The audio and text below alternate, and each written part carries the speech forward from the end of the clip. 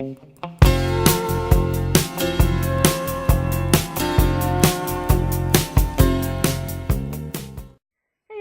Gypsy Chick. Well, this week we are going to be talking about the Emperor, which is the 5th card in the Major Arcana. It is represented typically as a man, and he's of a situation of power. The Emperor card basically represents law and order. So that is going to be the focus today. Rachel Pollack talks about some different traits in her book as well. First, I want to show you guys what the Rider-Waite-Smith one looked like, and I don't have Rue's deck, and so I'm going to go back to what I did before, which is I will show you the Emperor card here on my phone. Now, as you can see, there's several things that I want to note. In the background, we don't see the beautiful trees and stuff that we saw on the Empress card. Now we see a desert, we see dry hills, sandy hills. And if you look very carefully at the very bottom, you're going to see that the river that was flowing behind her has now dried up to just barely this little trickle of a stream. If you look down here along the back of his chair, you'll see that. We also see that he is dressed for battle. He is covered in armor, so he is dressed very stiffly, and so consequently he sits very stiffly. He's sitting right straight up. He's not bent over. He's not lounging like the Empress was. He is up and on guard and ready to get some stuff done. Another thing we notice with the Emperor are the rams. Those also symbolize the sign of Aries, which is, also represents war and victory and strength. And then we also see here that he has the Ankh on his staff, which obviously is from the people of Egyptian background, which, represents eternal life. We also see that he wears a crown, just like a lot of our empresses do. On top of this, it looks like a little propeller. That is actually the symbol for Aries, according to what Paulina Cassidy. According to what Rachel Pollack says in her book 78 Degrees of Wisdom, which is of course what I use for this series. She says that little propeller actually is the sign of Aries. So I gave extra points for that, but Aries is kind of already represented through the rams, in my opinion, also. So that was just a bonus point if there was 2 different ones. As a recap, the things that I gave points were for being male, obviously male, facing forward, because as you can see, his perspective is that he is facing forward here. Sitting down, being stiff, of stiff stature, like sitting straight up or standing straight up, being, at the ready. Iron clothes or battle garb, looking like he's ready to go to war, being dressed not necessarily uncomfortably, but it kind of goes without saying, if you're dressed in a rigid outfit, you're going to be slightly uncomfortable. A thin stream in the background with the desert, signs of a, it's not the same fertile energy that we saw in the Empress. This is man, this is business. Staff. Most of the emperors, do hold a staff. I gave extra points if there was an Ankh on the staff, representing the eternal life, as again, that kind of came more from the Egyptian persuasion. And then there was the rams, and I did give a bonus point for if there was a separate sign of Aries, but definitely the rams were one of the points. And then that was it. The overall possible score was 11. First, before I go into who was the highest scoring card and that kind of thing, I always like to go over my old cards first, so that's what I'm going to start with. The Visconti Tarot, back from 1450, is the first card I'll show you guys. And this is a really beautiful representation of the Emperor. There's some things here that we don't see that we see in the Rider-Waite, namely having to do with the background. Of course, here we still see those green forests in the background, which I take to mean, prosperity and a sign of doing well, of being healthy, happy, and having all you need. There is no river here. He does have this this little thing here in his hand, and I looked this up, and this is actually called a globus cruciger. And this was a common symbol for not only power in a political sense, but more so for religious. It was a symbol that quite blatantly, portrayed the Christian power over the entire earth, the dominance of the Christian movement over the planet.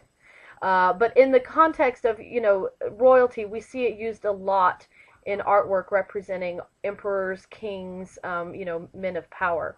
So that's what that is there, and you're going to see it in a couple of more cards before we're finished with these old ones. In fact, maybe in some of the newer ones too. Anyway, globus cruciger, that is what that's called. We see that he has his royal crown as usual. He's also holding his staff here in his hand.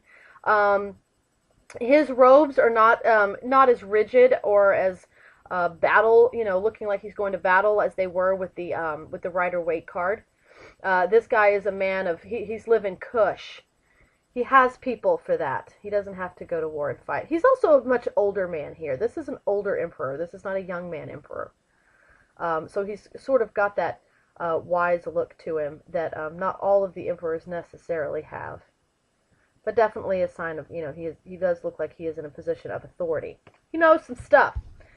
Minchiati deck. Of course, there was no Empress card in the Minchiati deck, but we have two emperors, so whatever.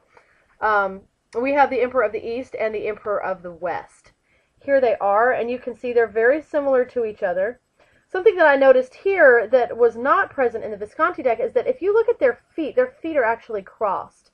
And Rachel Pollack mentions in her book, 78 Degrees of Wisdom, that in some of the Emperor cards, I don't know that it was obviously not in the Rider Waite card, but in some of the other representations that she did talk about in her book, that the legs were crossed, and it was something that we see again later in the Major Arcana with the Hanged Man. But that sign of having the leg crossed in an equilateral triangle like that was associated with the alchemical symbol for fire. So that is something interesting to note, that these guys here, even though them having their legs crossed makes them look like they're a little bit more relaxed, it's actually an additional way for them to represent that energy of that kind of power that they have. Again, they both have staffs here, and they both have these globes that have something on top of them, although it's not a cross. In one, it is a bird or an eagle, which I see to represent freedom and strength of character. And then we also see the star there, which could be a symbol of hope and guidance. So those are the two emperors that we see in the Minchiati deck.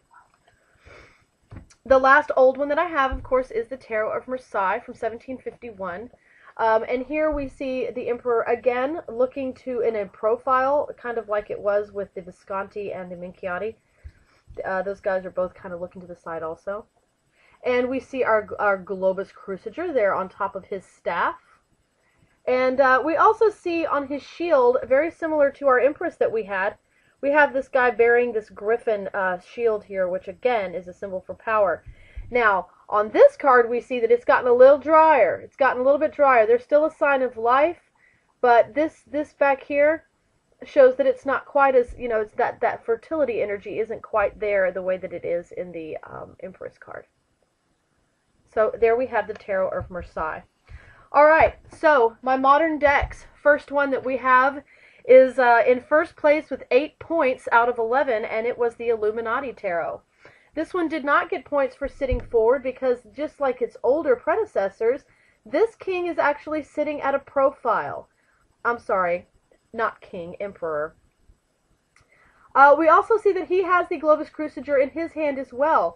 He's actually more similar to the emperor from the Tarot of Marseille than he is to the emperor in the Rider Waite Smith deck, which is interesting because the Illuminati Tarot to this point has been very true to the Rider Waite Smith deck, but in this one they take it back a little bit farther. So I found that to be very interesting. We still see remnants of that energy of fertility or of prosperity down here at the bottom with the ferns. But if you look in the background, we have the mountains. Very similar to what we do see in the Rider Waite Smith deck. His legs are not crossed, but you still get that angular feeling. However, I don't get the same rigid necessarily feeling that I get from some of the other cards. Even though he is dressed for battle, he is dressed in armor from head to his toes. He also has the staff in his hand, which does have the Ankh to represent that sense of everlasting life, everlasting power. And then we have the rams here. We don't have a separate sign of Aries, but if you look along the side, oh, my hand keeps hiding the shadow. If you look along the side right here, you'll see 1, 2, and then there's a third ram head here, and then, okay, yeah, that's it. So there's 1 here, 2, 3, and then he has 1 on his shoulder here. So he's got 4 rams. that represent that notion of Aries. Tarot Illuminati, first place. In second place with 7 points, we had the Magical Forest, and so that's not really a surprise. These have been the weightiest cards pretty consistently. They kind of take turns winning. So here we have another pig in charge. Both of the Empress and the Emperor in this deck are pigs. This guy is sitting very straightforward. He looks like a deer in the headlights. He doesn't look very brave. Anyway, he's sitting here, sitting very, very still, very straight. You can't really tell that he's dressed for battle, except, oh, my bad. He does have on, in his little legs, he does have on some armor there. He's also holding his Ankh staff, and that staff actually looks very similar to the one that we saw in the Rider-Waite-Smith deck. He has his crown on, and he does have his rams on his chair. He didn't get as many points because he doesn't have anything really going on in the background. If you look in the background here, there's really nothing. There's no dried up river, there's no desert scene, there's really nothing. So I couldn't give points for that. And I didn't see an extra symbol for the sign of Aries, so that's where this one won. This one won because we do see the water, the still water here at the bottom of the card, and we do have the mountains in the background. So, the third place was with 6 points, and surprisingly enough, the Alchemy deck got 6 points. This is the one that got third place. I actually like this Emperor a lot. I mean, you get, we do take it to Egypt here. They do take it there. This card has, the staff. Something interesting to note, and I only know this because I know this deck a little bit, but this black rose here, in this deck, the black roses represent the wands. So on all of the suit of wands, we see black roses. Wands are also associated with the element of fire, and so whenever I saw this, I saw these crossed in front of his chest. So rather than have his legs crossed, representing the alchemical sign for fire, we see this black rose instead, which represents the wand, which represents fire, and his arms are crossed instead of his feet. But you still get it, you know what I mean? It's all still there. So I thought that was really, really cool.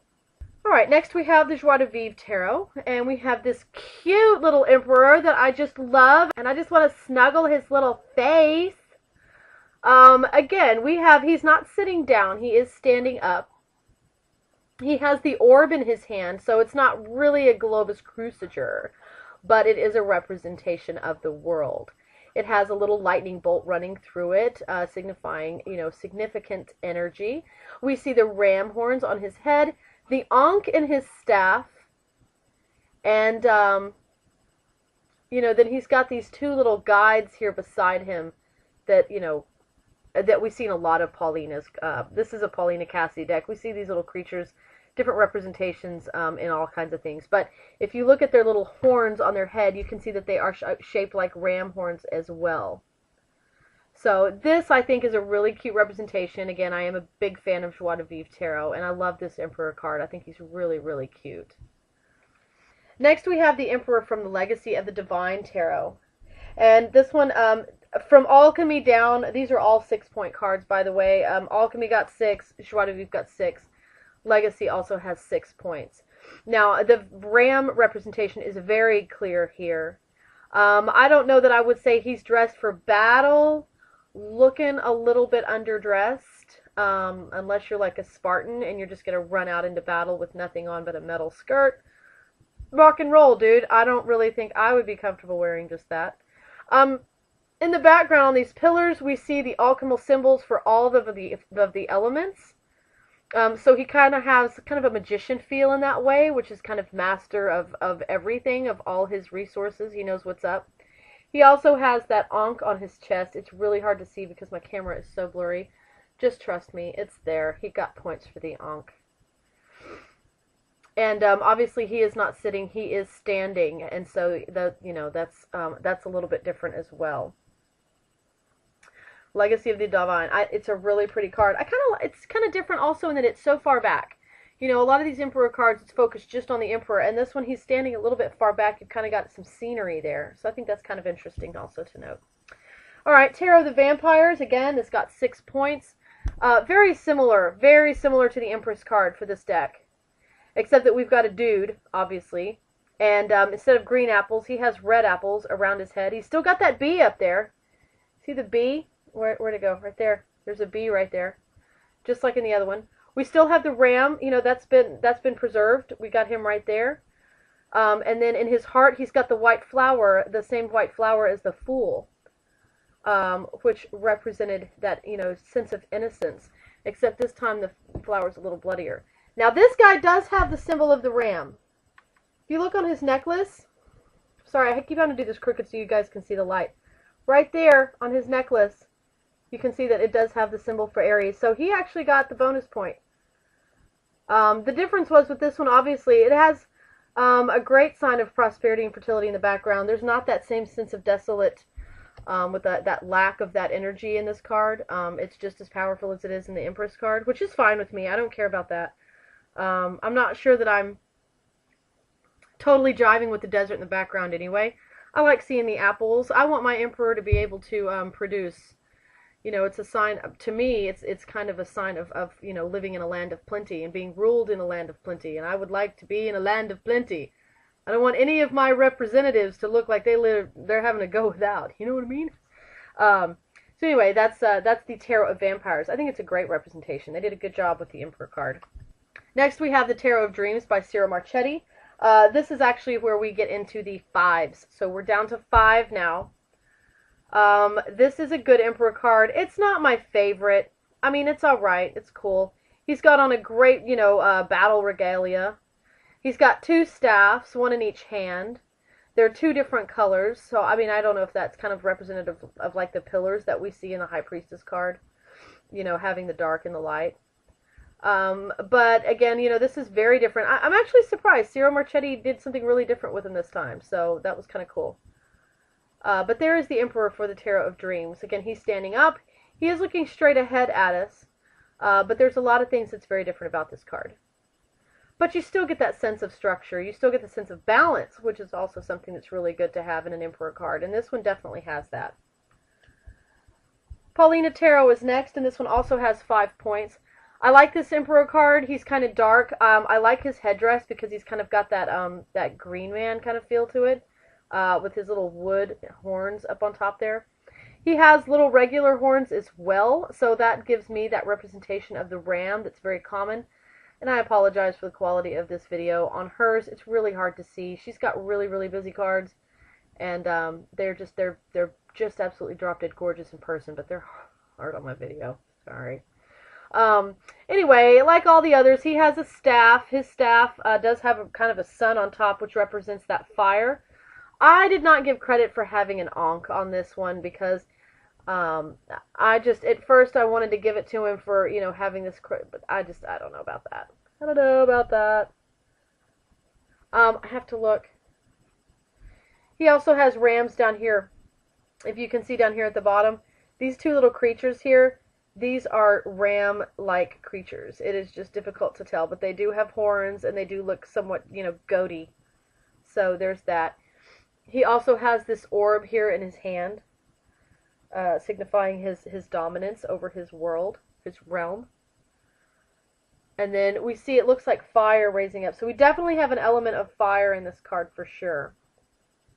Again, I really like it. The Archaeon Tarot is next, and I think the Archaeon Tarot has just one of the coolest emperors. I don't know that I'm going to go out so far as to say that this is my favorite emperor card. I'm going to have to look through these. I really didn't call one out before I started doing this video, but I really, really, really like this Emperor card a lot. It has a very Native American feel to it, and I just think it's great. I think that the expression on his face, it's like you can tell that he's serious, but he's not harsh.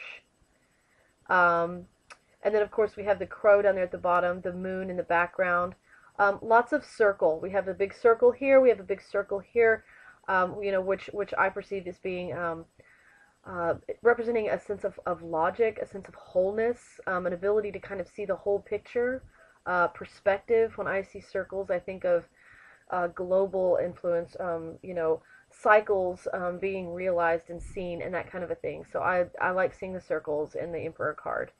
Again, he has, you know, that authoritative headdress that lets you know that he is someone who's important.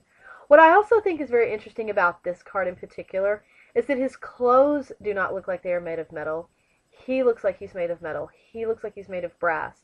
So to me, that signifies, that being an emperor is much more than the clothes you wear. You have to be that figure. You have to be that power. His armor is not what he wears. He is armored. He is what gives him his power. His spirit, his insides. It's not all about the headdress. It's more than the clothes, honey. So that's what I get from the Emperor on that card. I don't know, I think that might be my favorite. I know, it's weird. I'm not a huge Archaeon Tarot fan, but I really, really like their Emperor card. Tarot of the Hidden Realm. Now we're going to get down into the 4-point items, and I am so sorry. Archaeon Tarot also had 4 points on the Waite scale. I had 4 Waite traits out of 11. So now we're getting to the Inner Realm Tarot, and these are going to be, there's a lot of ones that got a score of 4. So we see this one here. Again, we have another older man, kind of like we did in some of the other earlier cards. He's got his beard. He kind of looks like a wise man. And again, we have a little picture of just a little bit of greenery here, but for the most part, we've got other stuff going on. That's not the main focus of the energy here. He does have his, what am I trying to say, brooch or clasp here, giving the indication that he is dressed in his royal regalia, whether it's battle or not. I don't get the feeling that it's battle because he has no helmet, he has no weapon, but he is, protected. He is battle worn. He's obviously done his time. And then again, I love the crows. I like seeing the crows again. We saw that here in the Archaeon Tarot as well. It was kind of represented in his clothes. Beautiful card. That one's pretty. Shadowscapes Tarot also had a 4. That one is another beautiful representation of the Emperor. I think this is also one of my favorites. I really like this representation of the Emperor. You see this circle here in the background, and it actually reminds me of the circles on the backs of these cards. This has all sorts of cosmic symbols in the background that are very interesting to just sit and stare at. It's hard to see, but he has an ankh hanging off of his headdress there. He also has a globe in his hands, which, again, for me, symbolizes his dominance over his world or his realm. I like the fact that he is dressed in his red clothes. That, to me, gives another sense of that fire, that passion, that fiery energy, that get-it-done kind of energy that they have. Beautiful representation of the Emperor. Next, we have the Emperor from the Steampunk Tarot. By Barbara Moore, obviously. And here we have alchemical symbols, like we saw in the Legacy of the Divine Tarot. Here we see those alchemical symbols in his chair. You see here on each of the points of the I can't even point on each one of the points of the chair of his throne. He is sitting forward here, just like he was in the Rider-Waite deck.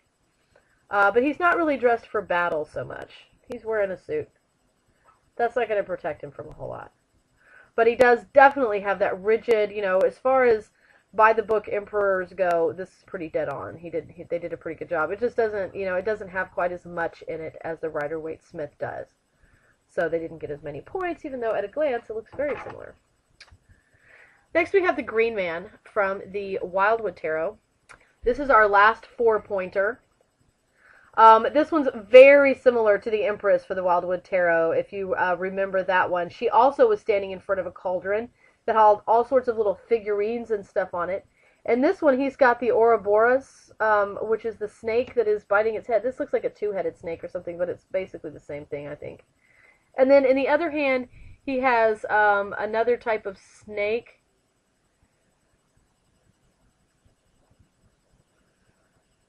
All right, in one hand he has sort of a circle type thing, and then in the other hand he has what looks kind of like, it's not a snake, but it's some sort of a tube or I don't know, it looks serpentine, but it doesn't look like a snake to me. But they're in his hands. And then we see that he has got his horn here, and then he's got his staff also, which are symbols of his position. He is the Green Man. And now we get down to the 3s, and we're going to start out the 3s with the Deviant Moon Tarot, which I love. I just ordered the borderless copy, and I can't wait for it to get here. Here is the Emperor.